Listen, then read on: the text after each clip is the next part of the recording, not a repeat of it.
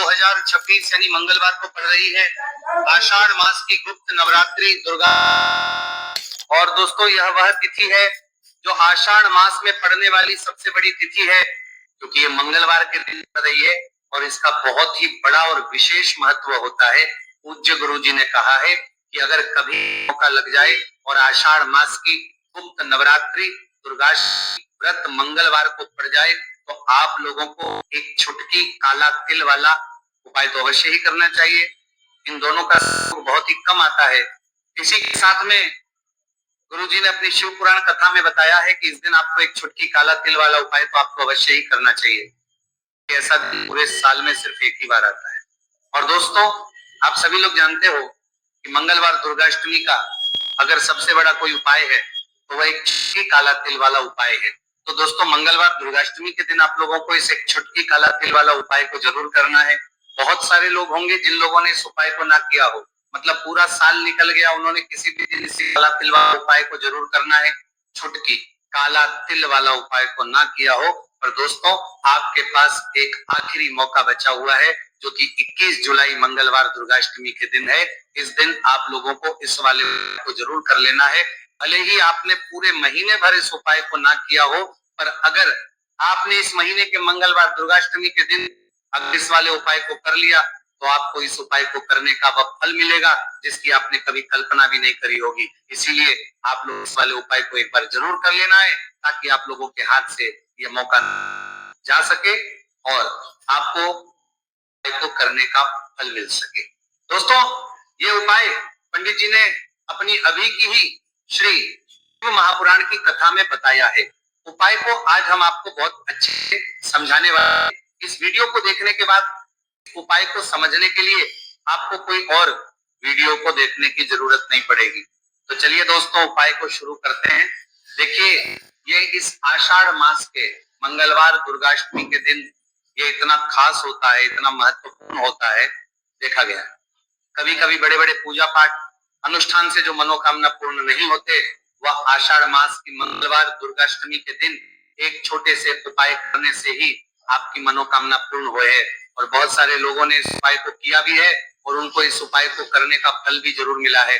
अगर आप लोग भी इस उपाय को करना चाहते हैं तो आप इस उपाय को पहले अच्छे से समझ लेना, सुन लेना, उसके बाद करना, आपको इस उपाय का फल जरूर मिलेगा।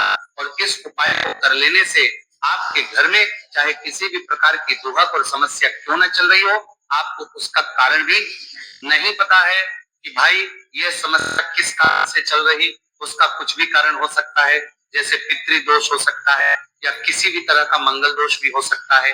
तो इस दिन आप लोगों को ये वाला उपाय कर लेना है। ये एक ऐसा उपाय है जिस उपाय को अगर किसी दिन पर किया जाए तो भाई उस विशेष दिन का जो है वह तो हमें मिलता ही मिलता है, पर हमने उस दिन पर इस उपाय को किया है तो हमें उससे भी बड़ा फल मिलता है और फल बहुत जल्दी मिलता है क्योंकि आप इस उपाय को बहुत ही बड़े और विशेष दिन पर रहे हो। तो चलिए अब उपाय में बात करते हैं, लेकिन उससे पहले आप लोगों को ये जानना आवश्यक है कि आखिर ये उपाय करना है, किसको करना है और कैसे करना है। तो चलिए हम आगे आपको वीडियो में एक एक करके बता देते हैं। लेकिन उससे पहले अगर आप लोग हमारे चैनल पर पहली बार आए हैं या फिर मेरी आवाज आज पहली बार सुन रहे हैं तो हमारे चैनल को सब्सक्राइब जरूर कर लेना और इस वीडियो को लाइक करके कमेंट बॉक्स में श्री शिवाय नमस्ते, ओम नमः शिवाय जरूर टाइप कर देना। तो दोस्तों इस एक छुटकी काला तिल वाला उपाय को हमें इस मंगलवार दुर्गाष्टमी के दिन कैसे करना है, किसको करना है, किस समय करना है,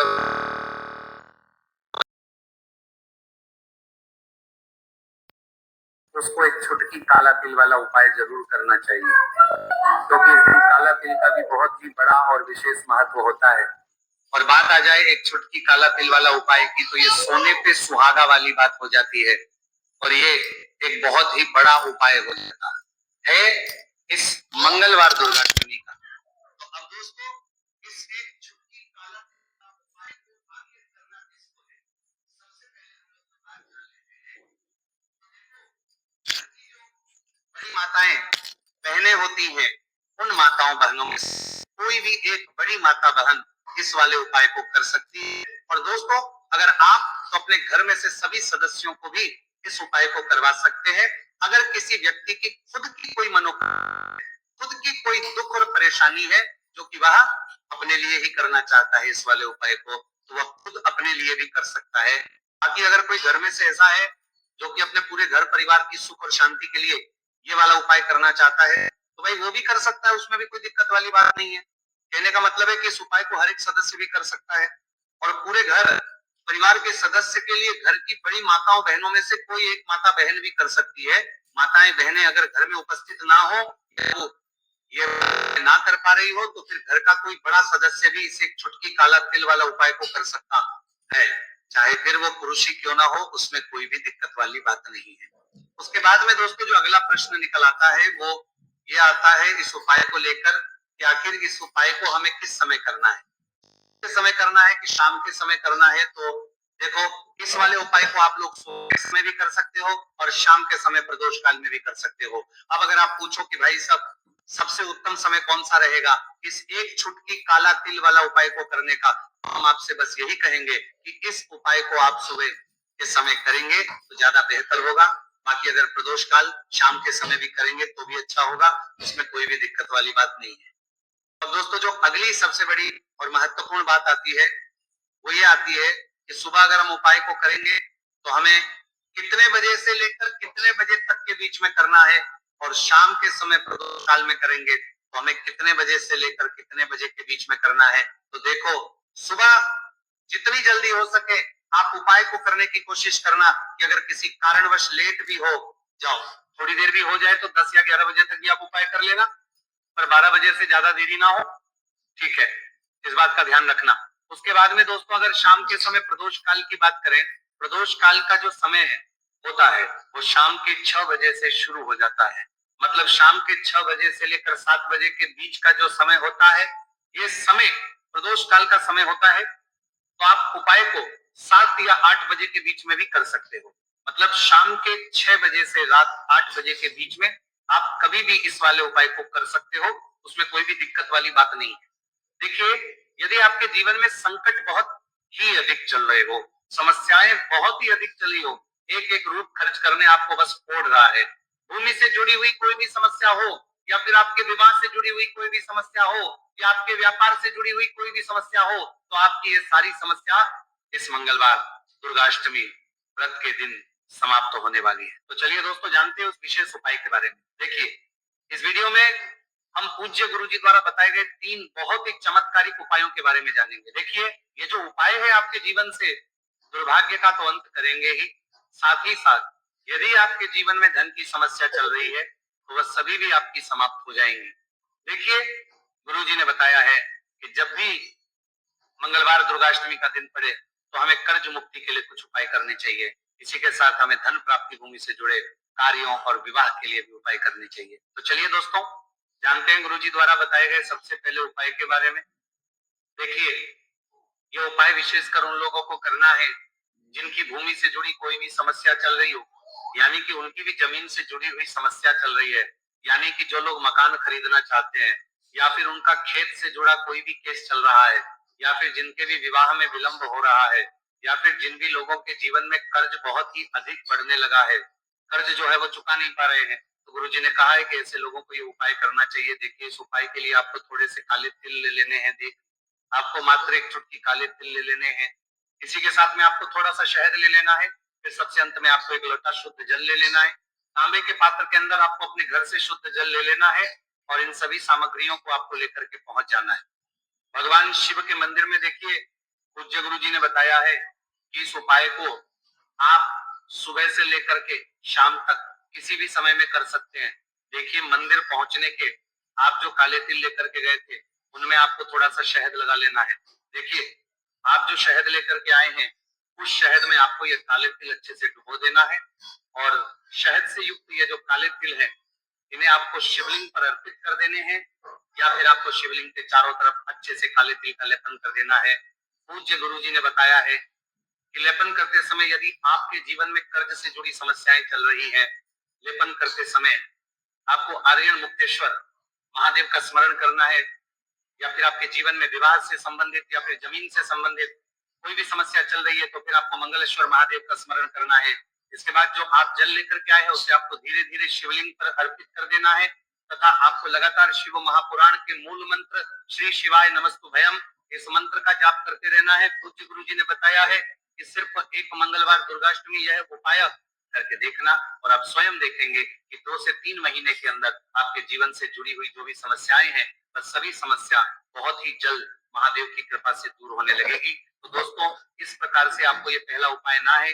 अब हम जानते हैं दूसरे विशेष उपाय के बारे में। देखिए, इस उपाय के लिए आपको एक प्यारी सी बेलपत्र ले लेनी है। इसी के साथ में एक लोटा शुद्ध जल लेना है तांबे के पात्र के अंदर, और इसी के साथ में आपको थोड़ा सा शहद ले लेना है।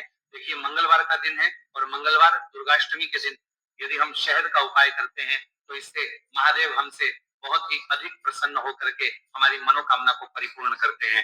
देखिए दोस्तों, यदि आपको बेलपत्र नहीं मिल पाती है तो आप भगवान शिव के शिवलिंग पर जो बेलपत्र छड़ी हुई होती है उसे शुद्ध जल से धो करके उसका उपयोग कर सकते हैं। तो इन सभी सामग्रियों को आपको भगवान शिव के मंदिर में लेकर के पहुंच जाना है। गुरु जी ने कहा है कि इस उपाय को भी आप सुबह से लेकर के शाम तक किसी भी समय में कर सकते हैं। देखिए, मंदिर पहुंचने के बाद आपके पास जो एक बेलपत्र है और बेलपत्र की जो सबसे बड़ी वाली पत्ती होती है और उसकी जो चिकनी साइड होती है उस पर आपको अच्छे से शहद का लेपन कर देना है। यानी कि बेलपत्र की बड़ी वाली पत्ती पर, पूरी ही पत्ती पर अच्छे से शहद लगा देना है।